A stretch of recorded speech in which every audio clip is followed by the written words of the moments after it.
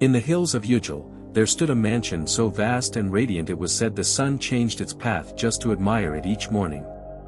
This mansion, layered with gold and black stone, was home to Mama Zimaif, a name that echoed like thunder across 7 kingdoms. No one knew exactly how old Mama Zimaif was. Some said she was 75. Others whispered she was far older, having bargained with the river gods of Nkyum to trade her time for gold. Her skin was smooth but weathered like old leather. Her voice, though soft, carried the weight of armies. Her wealth? It could feed 10 nations for 10 generations. But wealth wasn't all she possessed. Mama Zimaif held power so deep-rooted that politicians trembled at her name, kings bowed without shame, and the high priests of the spirit mountains refused to cross her threshold. Her staff was carved from a branch of the mythical Aji tree, said to bloom only when a soul of great burden is born. She walked with it, even though she didn't need it. It wasn't a crutch, it was a warning. For decades, she had ruled the land of Ujjal without a husband, children, or heir. Men courted her in her youth, hoping to taste her fortune. But Mama Zimaif saw through them like glass. She laughed them off with a flick of her fingers. A woman with her own name needs no man's. That is, until one dry season, when a stranger arrived at her gates. He came not in a car, but on foot. His clothes were torn, his skin kissed by sun and soot, but his face, oh, his face was carved like royalty. His name was Nadazi, a 25-year-old drifter from a forgotten village near the ocean. He bore no fortune, no titles, just a charm that could sweeten bitter cola. Mama Zimaif watched him on the security cameras as he stood outside her gate under the blistering sun for 3 days. No begging. No speech. Just presence. He sat cross-legged, unmoving, like a shrine waiting for sacrifice. On the 4th day, she sent him a bowl of water and a note. "What do you seek, boy?" He scribbled back, "A future." She smiled. That night, Ujjal thundered with rumor. The next week, Mama Zimaif made the announcement, she was taking a husband. And not just any husband, but the young man at the gate. 25. Jobless. Nameless. Unknown. The village broke into 2. The first half cried witchcraft. The second half whispered of prophecy. How could such a woman, fierce, wise, nearly mythical, stoop so low as to marry someone she could have birthed? But Mama Zimaif only said, when a lion chooses its mate, it does not ask permission from the herd. Preparations began. The elders were summoned. The ancestral drums of Aji Ugbo beat for the first time in 40 years. Her mansion, usually a fortress of solitude, became a palace of fire and song. The wedding was planned for the next full moon. But beneath the joy, something stirred. The elders' warnings. Elder Akwoma, the spiritual mouthpiece of the land, arrived at Mama Zimaif's gates on a stormy evening. "Mama," he said, bowing low. "This marriage is not of the ancestors. It is of the flesh. The spirits grow restless." Mama Zimaif sipped her pepper tea slowly, her eyes unmoving. "I am older than your gods, Akwoma," she said. "And I've buried stronger men than you." But Akwoma laid down 3 kola nuts on her marble floor. "Break them, Mama. If they all split clean, the spirits bless this union. If they don't, turn the boy away." Mama Zimaif laughed, a deep, rolling laugh that rattled the windows.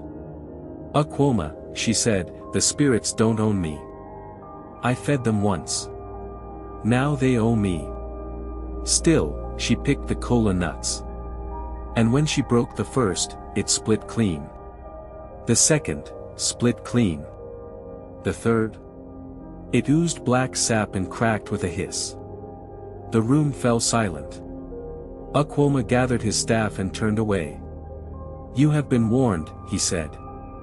"The night may bring him to your bed, but the dawn may take your soul." She didn't flinch. She only whispered, "Let the dawn try." The night before the wedding, the wind changed. It howled through the hills of Ujjal like a mourning widow. The baobab trees bent with unseen weight, and the spirits that lived beneath the soil whispered restlessly. Even the watchdogs at Mama Zimaif's compound, usually fierce and alert, huddled together in silence. Inside the mansion, Natazi sat alone in the sapphire chamber, a room lined with blue velvet curtains, golden peacock feathers, and ancestral portraits whose eyes seemed to follow your every step. He wore a fine white wrapper, freshly ironed, and beads of coral around his neck.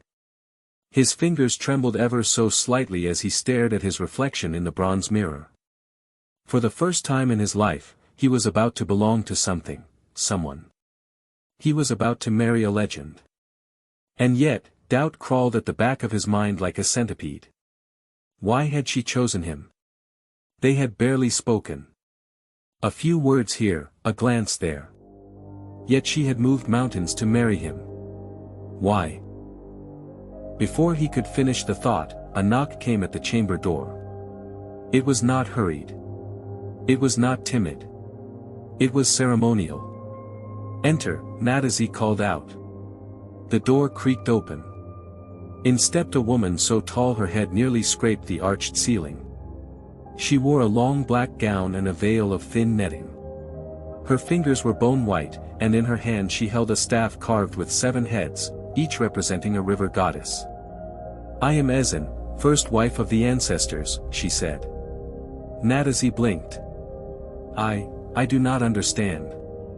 "You will," she replied. "Before the moon splits tomorrow and your hand touches hers in union, you must hear what no man alive has dared to hear. You must know who Mama Zimaif truly is. Not the legend. The truth." Natazi tried to stand, but his legs refused. A weight had settled on the room, thick and ancient. "She was not always Mama Zimaif," Ezin continued, circling him. "Once, long ago, she was Zimaif, daughter of a palm wine tapper and a seamstress. Poor. Ordinary. Forgotten." Natazi's eyes widened. At 15, she was married off to an old man thrice her age. He beat her. Starved her. Sold her body for debts. And when she tried to flee, he broke her legs and fed her to the hyenas. But she didn't die. The gods did not allow it. What happened to her? Natazi whispered. She crawled to the edge of Ujjal Hill and threw herself into the river. But the river refused her death. It gave her a deal instead.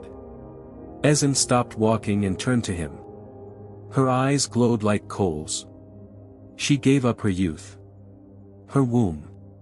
Her sleep. Her softness. In return, she was given what no woman in Ujjal had ever held, dominion. Natazi could barely breathe. Since that day, Ezin said, every man who has tried to own her has either vanished, gone mad, or died. But I don't want to own her. No, she said. You want to survive her. Then she handed him a small ivory charm, shaped like a sleeping lizard. Wear this on your wedding night, she said. If her shadow crosses your chest before sunrise, you must not move. If she speaks your name twice, you must not answer. And if she weeps, no matter how terrible, do not touch her. Why? He asked, panic rising in his throat. Because if you do, she leaned close, you will awaken what even the gods have tried to forget.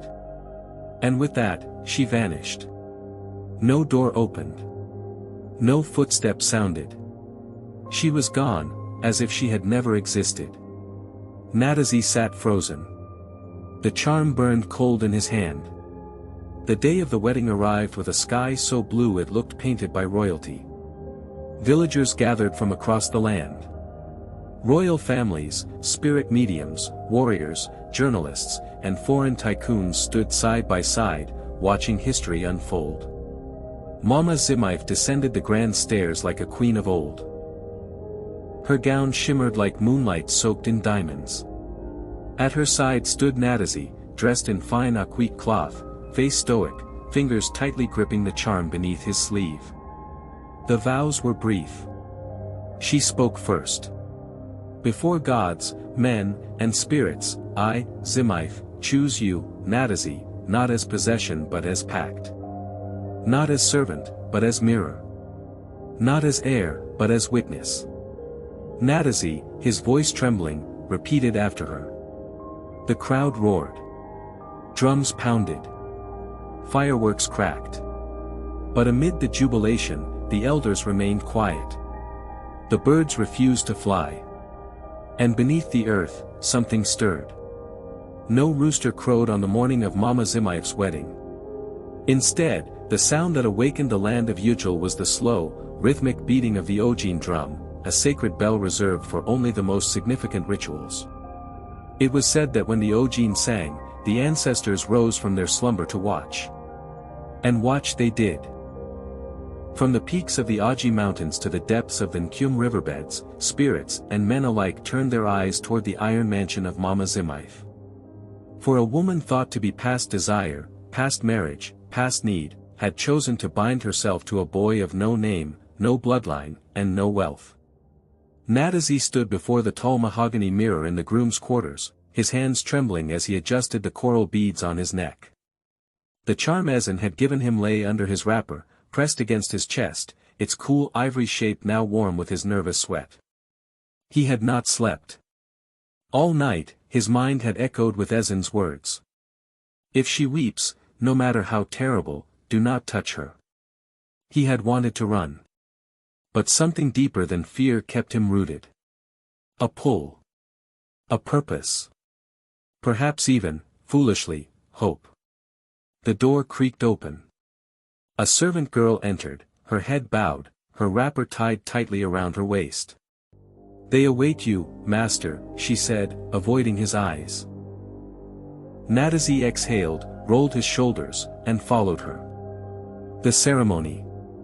The central courtyard of Mama Zimaif's mansion had been transformed into a mythical landscape. Giant silk canopies of crimson and gold stretched overhead. Bronze sculptures of her ancestors lined the marble path. A river of palm fronds led to the altar, a platform carved from black volcanic stone. Mama Zimaif stood at the far end, regal and motionless, flanked by two lion statues. Her wedding attire was unlike anything anyone had ever seen.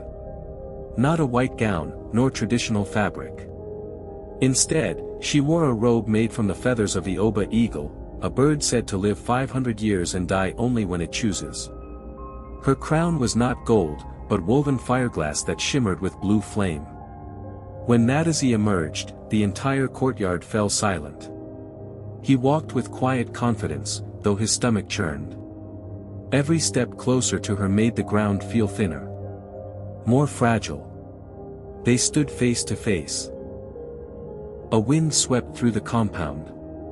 The sacred tree in the middle of the courtyard, believed to be over 300 years old, bent slightly toward them. An elder stepped forward. Akwoma. He wore deep green robes, his white beard braided with cowries. In his hands was the scroll of binding, passed down for 7 generations. He opened it. Mama Zimaif, he began, you stand at the twilight of time. You have conquered kingdoms, broken chains, and carved your name into history. Today, before men and spirits, do you take this young man, Natazi of no clan, no house, and no power, as your husband? Her voice rang like polished steel. I do. Akwoma turned to Natazi.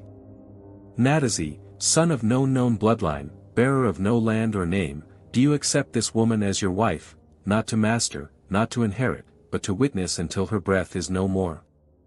There was a pause. A deep, dangerous pause. Then. I do, Natazi said, his voice steady. The Ojin drum pounded once. Twice. Thrice. The crowd erupted into chants. The lions carved from stone seemed to shimmer in the sunlight. And then, Zimaif reached into her robe and produced 2 items. A silver ring made from fallen moonstone. A black veil woven from spider silk. She placed the ring on his finger. He placed none on hers. Then she handed him the veil. "In this house," she said, "it is not the woman who is veiled, it is the man." Natazi nodded and covered his face with it. The crowd gasped. It was done. They were married. The feast. The sun sank low as the feast began. Dancers spun with fire. Elders told tales of days long gone. Food flooded the tables, spiced goat, jollof rice golden with turmeric, puff-puffs soft as clouds. Imported wine sparkled under hanging lanterns. But at the main table, the bride and groom sat in silence. Zimaif barely touched her food. Her eyes remained fixed on the horizon. Natazi, behind the veil, watched her carefully. He had expected passion. Joy. Maybe even pride. But she looked afraid. "Is something wrong?" he whispered. She didn't answer. Instead, she slowly turned to him and said, "Do not remove the veil until I tell you." He nodded. Nightfall. The moon had risen to its highest point. The drums had faded. The mansion was quiet once more. Natazi entered the moon chamber, a room reserved for the consummation of sacred unions. Its walls were made of pearl and obsidian, its air filled with the scent of burning frankincense and water lilies. The bed was circular, covered in silk dyed deep maroon. He waited. Minutes passed. Then, she entered. Mama Zimaif no longer wore her crown or robe. She was clothed only in a white wrapper tied at the chest, her long silver hair braided down her back. She looked younger. Or maybe it was the way the moonlight played tricks. "You may sit," she said. He sat. Her eyes locked with his. "Do you fear me?" she asked. "No," he lied. She smiled. Sadly. "You should." She moved toward him, slowly. Her bare feet made no sound. "Tonight, we will not make love," she said. Natazi stiffened. "We will sit. And you will listen." And so he did. For the next hour, she spoke. She told him of the first man who called her witch. The second who tried to poison her. The third who offered love, only to betray her to greedy uncles. She told him how she begged the gods for freedom, only for them to answer with silence. How she built her empire on pain, strategy, and sacrifice. How she bought men who tried to sell her. How she buried all who underestimated her. "How many husbands have you had?" Natazi asked softly. She smiled. "Only one," she said. "The rest were lessons." Then her smile faded. "But you, Natazi, are my last." A tear fell from her eye. And then another. And then. She wept. Deep, guttural sobs. She fell to her knees, her hands clutching her chest. Natazi rose instinctively, his hand reaching out, but he stopped. "If she weeps, do not touch her." Her body began to tremble. Shadows crawled up the walls. Her voice cracked, "Natazi. Natazi." He clenched his fists. She called my name once. One more Anne. Natazi. The candle flames extinguished. A cold swept the room. And then. She looked up. But it wasn't her face. It was hollow. Empty. As if a mask of her youth had been laid over a skull. She whispered, "You are brave." Then collapsed. And everything went dark. By dawn, the winds had changed again. The next morning, the sun rose dull and gray, smothered by a thick blanket of mist. Birds refused to sing, and not even the servants of the Iron Mansion dared to whisper. Something had shifted in the night, though none could name it. But the village could feel it. And as always, when the truth hides, the tongues wag. The Market of Whispers. The village market of Uchel was already bustling by sunrise. The smell of roasted maize and spicy ugbono soup drifted through the air. Traders shouted over one another, and mothers dragged sleepy children past goats and piles of fresh pepper. But that morning, no one was really buying or selling. Everyone was talking. About the wedding. About the boy. About the weeping. I heard he ran from the chamber at midnight. They say he fainted and the guards had to carry him to the healer's hut. No, no. I heard she screamed his name 3 times, and now he walks without a shadow. Old women covered their mouths in mock horror, while young girls giggled behind their hands. The name Natazi had become fire on every tongue. But not everyone laughed. Some watched in silence. Among them, at the edge of the market, a young woman cloaked in red, her face veiled, her hands wrapped in black leather gloves. She listened, unmoving. Then she spoke. "Where can I find the Iron Mansion?" Her voice was like cool metal. The pepper seller squinted at her. "You don't know where it is?" The woman shook her head once. The seller smiled. "You'll know it when the trees start bowing." She nodded, dropped a silver coin into his tray, and turned away. But the old seller watched her walk. There was something strange about the way the earth seemed to quiet beneath her feet.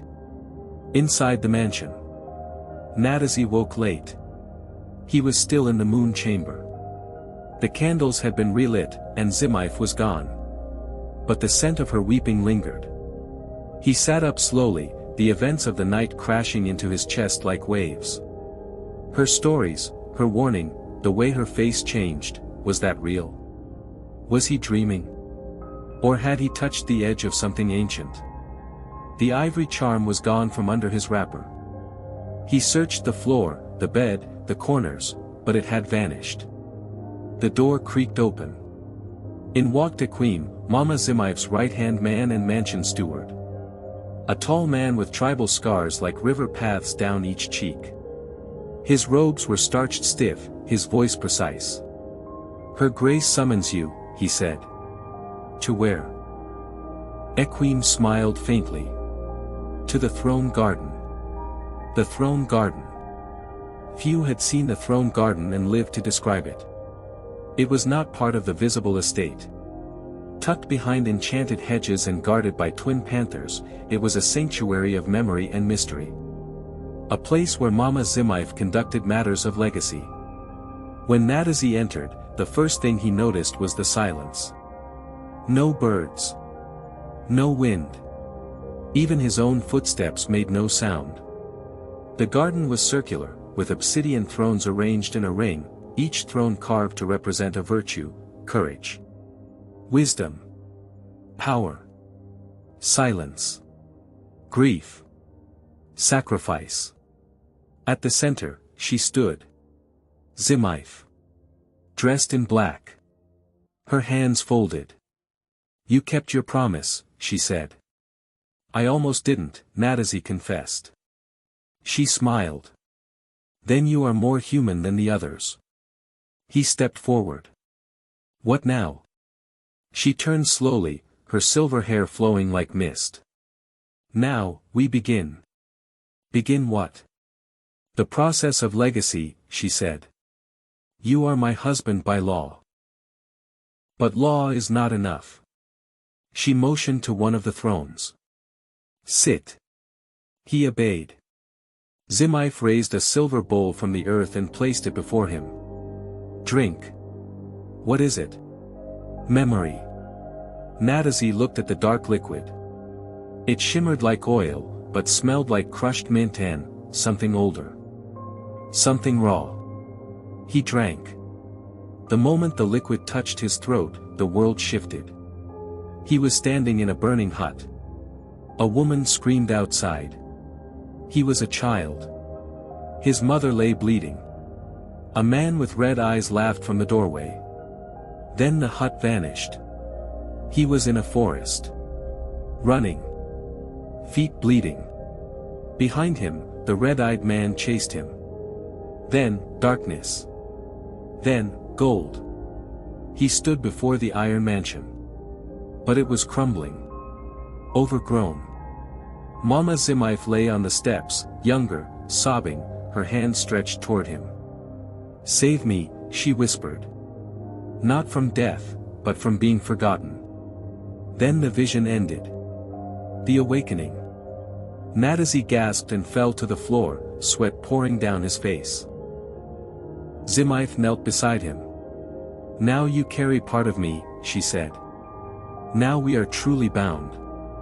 He sat up, breathing hard. What did I see?" "Fragments," she said. "Of my life. Of your life. Of the life we're about to build. Whether as lovers or enemies, only time will tell." He stared at her. "You want an heir, don't you?" She didn't flinch. "Not of blood. Of memory. But I'm not ready for this," he said. "I'm just a poor boy from the ocean's edge." Zimif touched his cheek. "You were," she said. "But I saw the river in your eyes. You are more than you think." The Red Woman arrives. At that very moment, the gates of the Iron Mansion swung open. Unannounced. Unheard.